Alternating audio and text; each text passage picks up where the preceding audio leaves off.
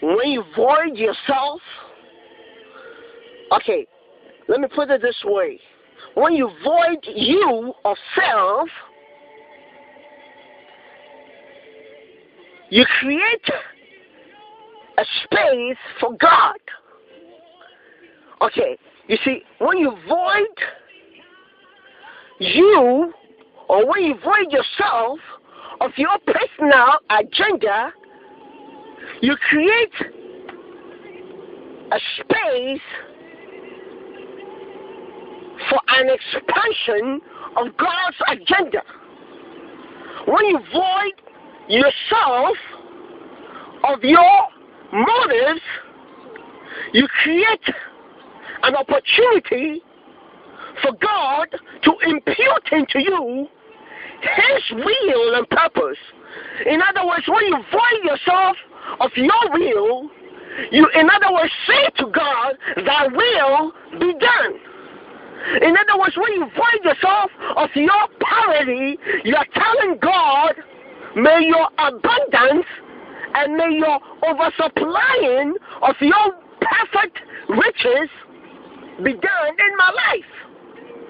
So you see, after Jesus Christ prayed on the solemn day before He gave His life for you and I, what He did was He voided Himself of Himself. He voided the human nature of Him and submitted His will to God. You see, whenever you submit your will to God, you embark on a journey of victory. You see, the problem of today's age and prayer of the church is that we sort of submitting our will to God, we command our will.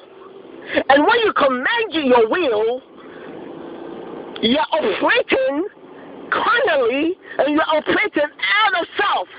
You see, when they say to be spiritual minded is life, and to be carnal minded is death, carnality is the operations of yourself. But you see, when you are born again, you are no longer flesh. You are no longer operating under the flesh. And you see, the law of God has been appointed for your flesh. But the minute you are born again, you become a child of the Spirit. Even as Jesus said, you need to be born in the Spirit. For them that are born in the Spirit live by the Spirit. But you see, we are in a mortal world